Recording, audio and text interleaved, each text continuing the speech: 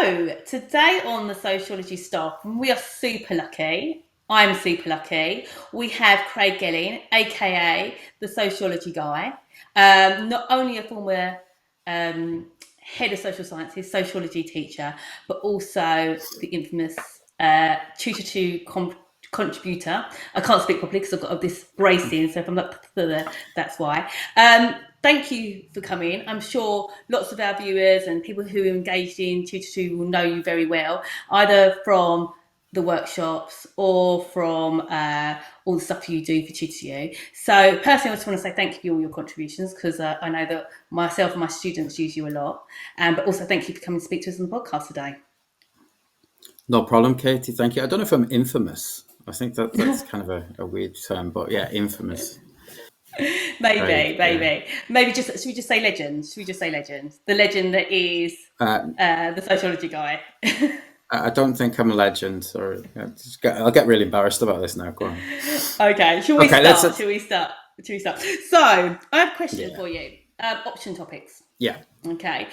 For a long time, including myself as a sociology teacher, sort of stuck to sort of traditional option topics, and obviously different examples, keeping it sort of loose like that in regards to options. And sometimes we still go with the more popular ones, and there's lots of reasons to do that.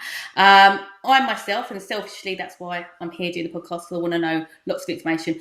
I'm sort of tossing up in my head, shall I go for more of the niche ones? Shall I go pieced a little bit? Initially, what are your thoughts? What's the pros initially of going with the sort of more traditional, more popular option topics in exams? I think, I think sort of like if you're going for the kind of what we would see as being the default topics, I always sort of like see them as being a default, because the majority of the kind of publishers, sort of like, most of the books have those education, crime, research methods, and then they go default for families and beliefs. A lot of them do. I think there's a couple of textbooks that are a lot broader and cover a lot of the options for AQA.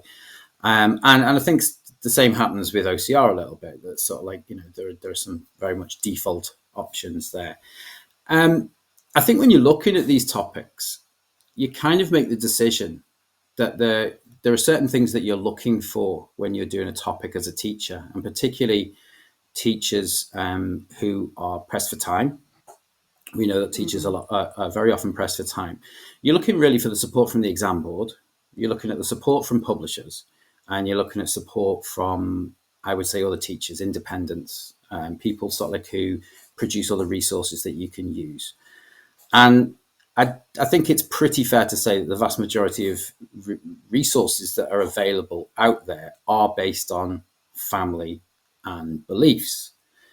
And so sort of like it can become a very quick win to do family and beliefs. But I also think that when we look at maybe some of the amount of content that exists for family and beliefs, it can actually make it more difficult as a teacher, because you've got to kind of wean out that content. You've got to kind of trim that content down so that your 17, 18-year-old students can process all of that information. And if you look at, you say there's 5 or 6 textbooks out there, and they're all approaching families and beliefs from a slightly different angle, that can lead to lots and lots of bits of research. And it's something that we've come across when we've done the grade boosters and we've done strong foundations, particularly when we do the optional topics, is that we often have to kind of give this disclaimer. Well, if we mention a piece of research that is not in the textbook that you use, don't worry, you can use similar pieces of research. So I think sometimes when you go for the default option, you've got lots of support. There's lots of resources available for you, and you'll have a wider range of textbooks. But I also think sometimes those two modules are very weighty. They can be very weighty. There's lots of information that can be put into those. There's lots of different sources of information that are coming in. And I also think that they are possibly the less contemporary of the different options that you've got available.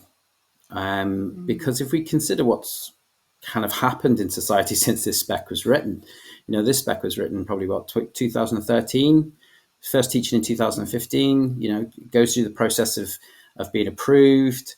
goes through the process of being sent to the publishers and all of this type of stuff. A lot of this material would have come out in 2012, and you think about what's happened in society since 2012, since 2012, 2013. And I think that's where some of the other options, whether it be the other exam boards or whether it be the other optional topics, can actually be a lot more contemporary and can be a lot more interesting for your students. Wow, I mean, I've got like my mountains is there's a lot of information there. I think it's also just to sort of recap it and correct me if I'm wrong, if I'm interpreting it wrong. The first thing was saying, yes, the more sort of default or the most popular options, sensible choice if you're sort of maybe new to teaching or that you're maybe time poor in that respect, because there's a lot of resources out there for teachers. There is maybe more support from the exam boards to offer those popular default subjects because they are popular, so therefore the support's there. There's a lot more resources either from independent or other teachers within the departments you might work with because they tend to be popular. And in addition to that, the sort of textbooks, the range of textbooks that are out there, they tend to sort of cover it. Is that right? That's what you're saying. But the cons are the fact that maybe it might be an information overload because there is so much information, what do you still is important. And then secondly to that is the fact that actually it may not be, so we don't want to say like they're not contemporary, but maybe not as contemporary as maybe some of the other options. And then it's sort of making that choice from that. Is that right what you're saying? Yeah, I mean, I would certainly say when you look at some of the other options that are available to teach, and particularly when you think of sociology as a field and all of the social issues that we encounter on a daily basis, there are so many things that would link into other modules better than, say, for example, family changes to the family and changes in our belief systems. So, pretty much everything post 2016 in terms of things like Brexit has a massive impact on things like stratification and work poverty and welfare and culture and identity. These topic areas probably slightly under-resourced in comparison to families and beliefs, but I think that they are very much more on the pulse of what is happening in society. And I think that's where, when we do see lots of people say that the specification can be seen as being a bit dated, and well, that's going to be the case because it was written 10 years ago. But you will also see that some of these optional modules will be more relevant to what's happening today than, say, for example, us discussing gender differences in the family from 40, 50 years ago. And I think that's where sort of like sometimes you can come almost reinvigorate your sociology teaching by picking up one of these modules. Again, that's probably what so my next question was. What's the benefits of maybe doing something that maybe is more niche or less popular, or one of those sort of words I'm trying to use to describe it? Is the fact that, like you said, it's maybe more on the pulse, I think is the word you said. And actually, I like the sounds of, like, for someone that's maybe been teaching for 15 to 20 years or if not longer, rejuvenating your subject, because obviously you've got to source out material from anything else. Is that basically what you're saying is one of the benefits of that? Yeah, I mean, there's a couple of benefits to sort of like to going with sort of like some of the more niche modules. I think some of them obviously are down to yourself as a teacher. What do you feel most confident teaching in? And if we are talking about sort of people who have done some form of social science degree, it may be that you have specialised in a certain area of social sciences. So, for example, for me, my specialist areas were like education and global development.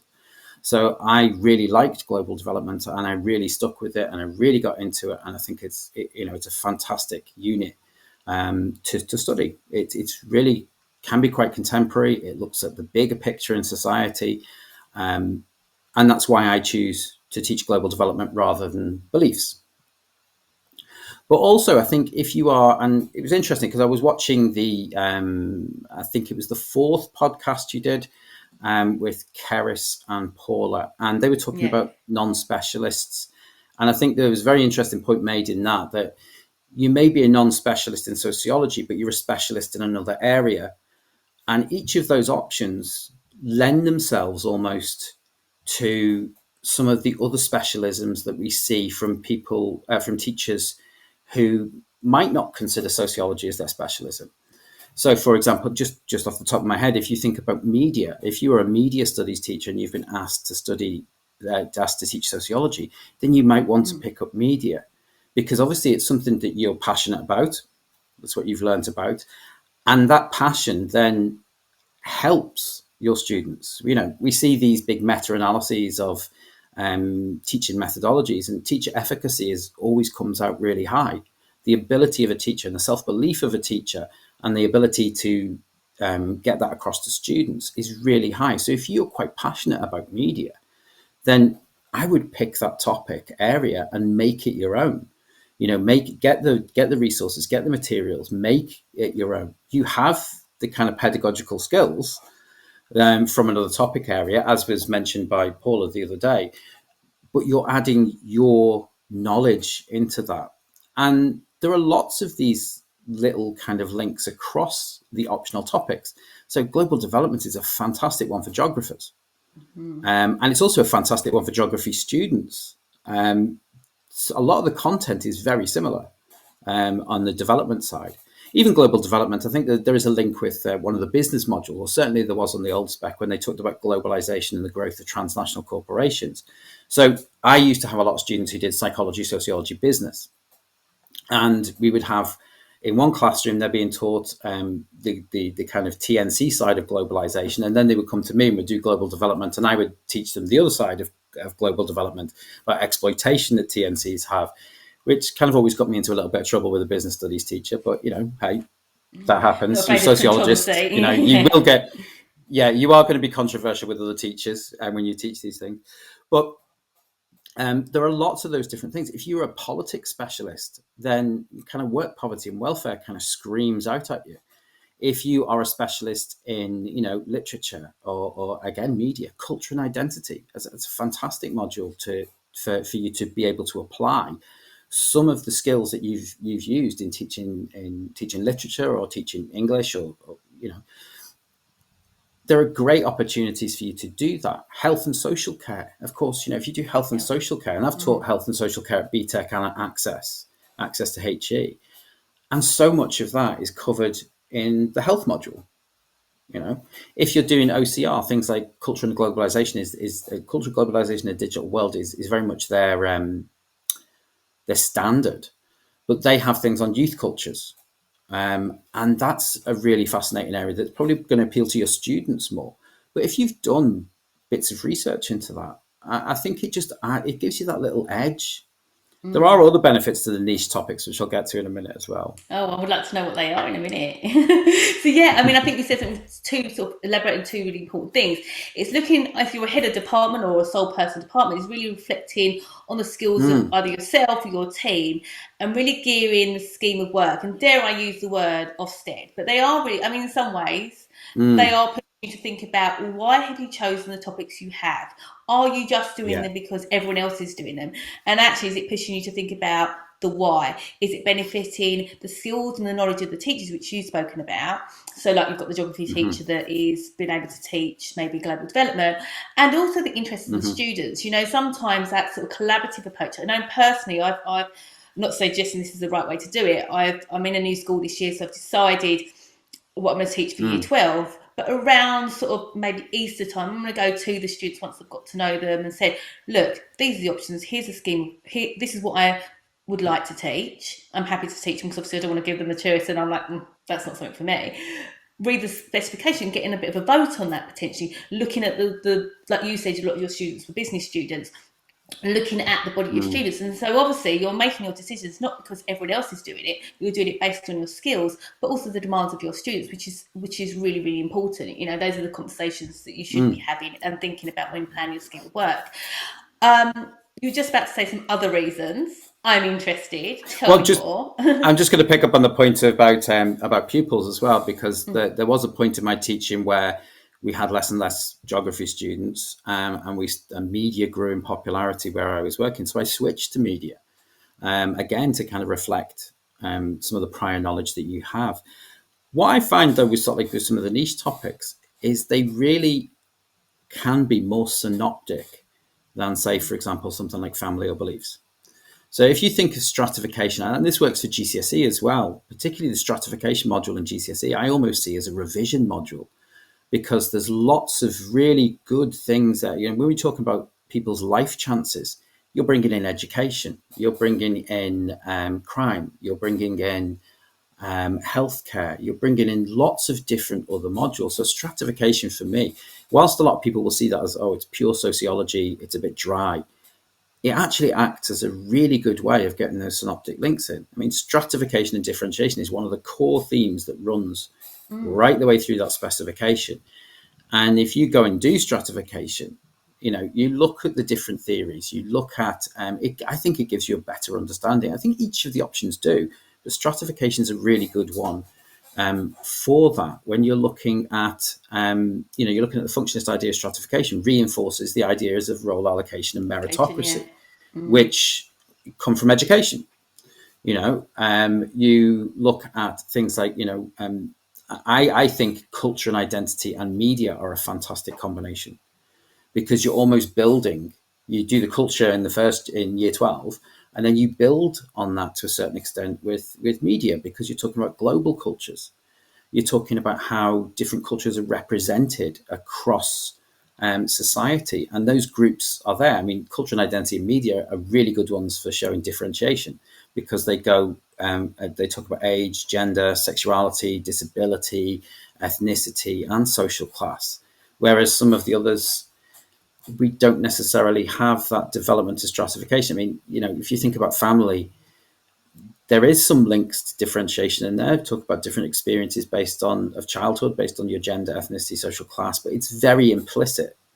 Whereas on culture and identity, it's there. You have to talk about how different groups are represented within culture, how their culture shapes, how they form different types of subcultures.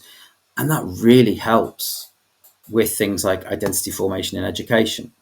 It helps with, if you look at youth subcultures and then move into looking at subcultures on crime, there's so many really interesting links in there between those two, which, whilst it kind of trims your content down a little bit, it also gets in this idea that lots of people talk about interleaving or retrieval practice, space practice, retrieval practice.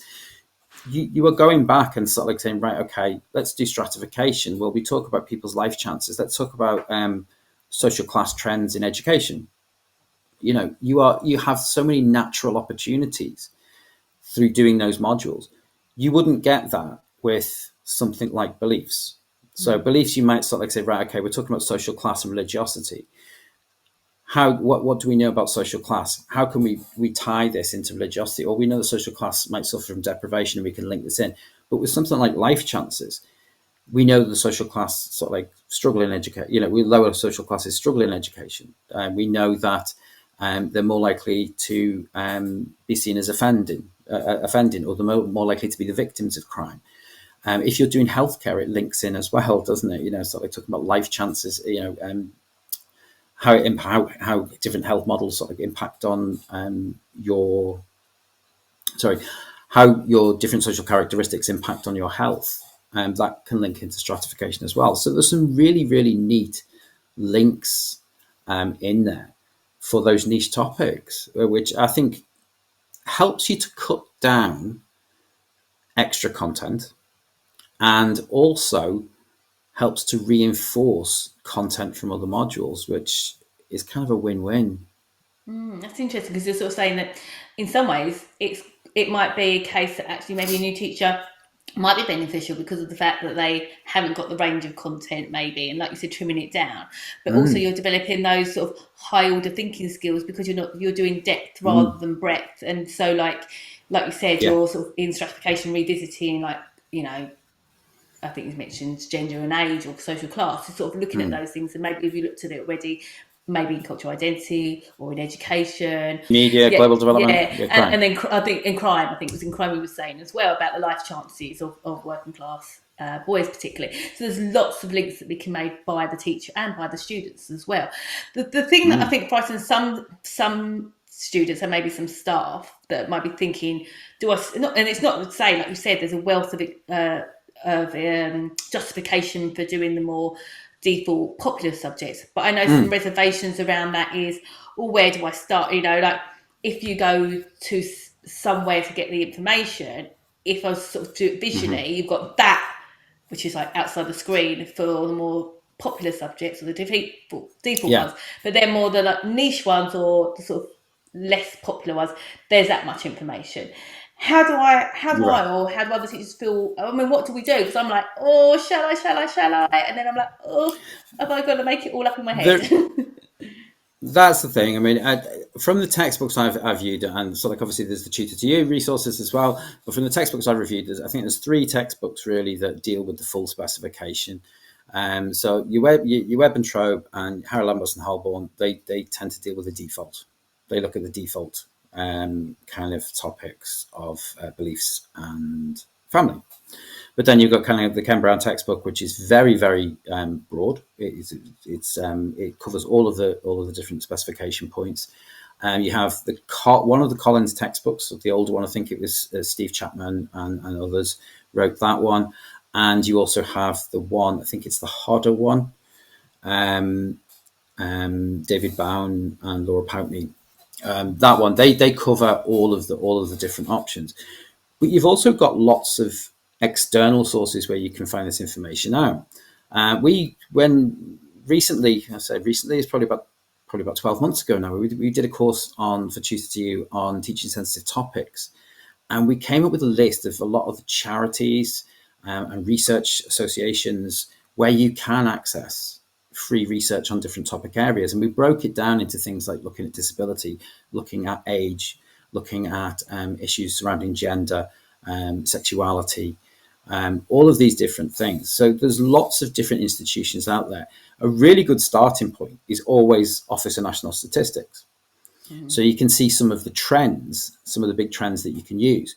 And then many of those pieces of research then will have a forward.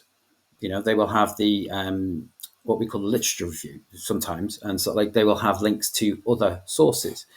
Another good one is the National Social Research Centre. National Social Research Centre, which again sort of like is on a link in that free course from Tutor to You. So I just plug it. But that has research from across the country. So like it keeps on combining different pieces of research. You can also go to the kind of a lot of charities. So if you're looking at issues surrounding ethnicity, you look at things like the Runnymede Trust. They produce lots of pieces of research, and what they will do is they will kind of comment on it, but they will also link it back to other pieces of research that you can find. You think about sort of like obviously things like work, poverty and welfare. You go to things like the Roundtree Foundation, the Trussell Trust. They will always sort of like have research available, and they will have data available. And again, it links into certain points. So the textbooks may be a starting point for you. And of course, I think the textbooks sort of cover your kind of basics. And if you want to stretch the students a little bit, you have this kind of new information or more contemporary information that you can use that is quite widely available.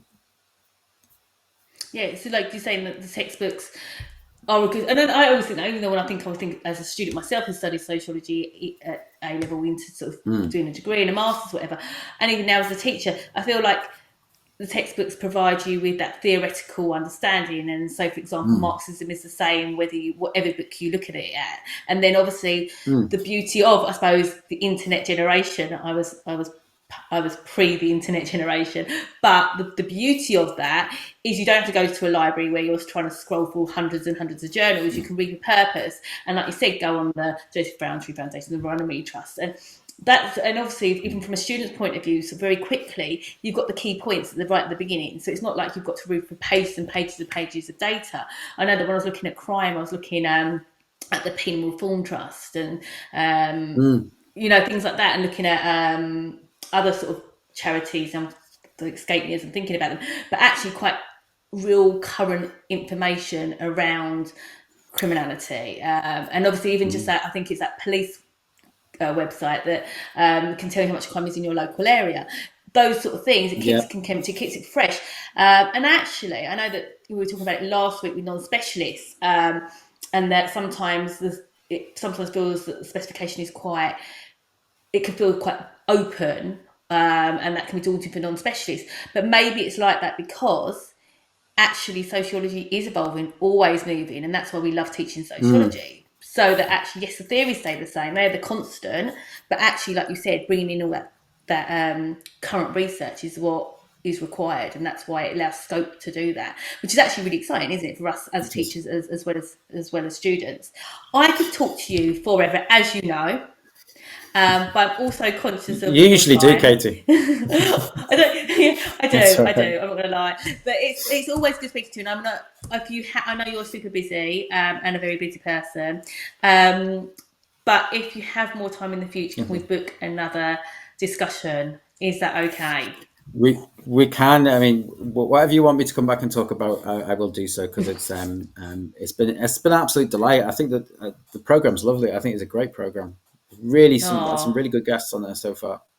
yeah, really good. There's some really lovely guests coming up. Actually, not only yourself and our previous guests, Oh, but we've got exciting! I've got Alison Hugh, who's a lecturer. I'm looking forward to speaking to her, and she's talking about, she's Mm. at Lancaster I've heard of University, Alison. talking about, yeah. So I'm really, Mm. she's looking at careers and how we can incorporate that, which is obviously so important. You know, giving that sort of, like you said earlier, really sowing in such, it's not something Mm. theoretical by doing research, but actually what we're working towards.